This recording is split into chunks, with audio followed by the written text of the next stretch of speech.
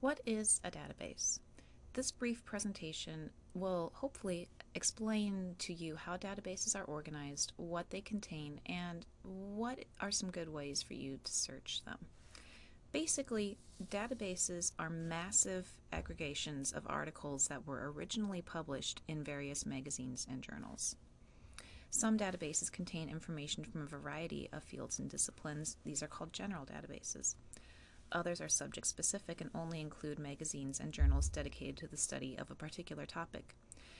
In a few minutes, I'll show you descriptions of databases on Zimmerman Library's website and point out to you how you can tell if a database is general or if it's subject specific. But for now, I'd like to talk to you about how articles get onto databases, and I'd like to use this visual aid that's up on the screen to get my point across.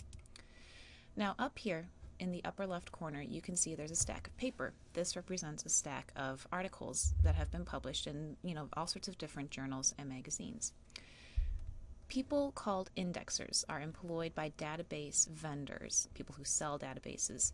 And what they do is they take these stacks of articles and they read them and they say, all right, well, this article is about this subject and it has this author and it was published in this magazine or journal. And they just keep going through all of these stacks of articles and they organize them using these subject terms and these author terms and so on. And then what they do is they create a brief record about each article. And the brief record lists items like the title, the subjects that it was about, all sorts of stuff. When you're searching the database, what you're doing is searching these brief records. You're searching the organization system for the database and not searching the text of the articles themselves. This is what makes it different from searching the internet. When you go onto Google and you put in a search term, you're basically searching the full text of the entire internet for that search term. Now, once you've retrieved articles off of the database, you of course go and read them very carefully, with a magnifying glass even perhaps, and pulling information out of them, you use this information to write your paper and hopefully you end up getting an A on it. So that's the basics of how databases are organized. People called indexers take articles, they read them, they organize them, and they create brief records about them, and then you search the brief records.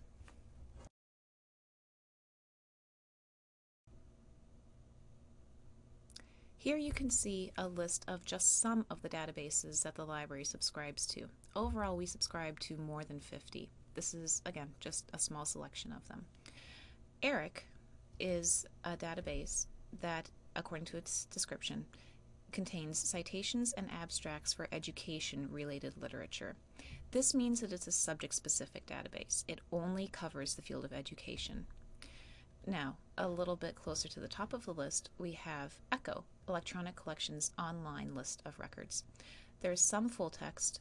A collection of scholarly journals in the sciences and social sciences includes, and then there's a whole list of all the different subjects that it includes, and you can see it's all sorts of different disciplines. There's agriculture, there's business, there's psychology, there's also education, there's technology. This is a general database. It covers many different fields. So, that's the basics of using databases. There are additional resources in PDF format on the library website that you can print out and, stick in a notebook if you want to refer to this later and can't open up this video. I hope that this was helpful.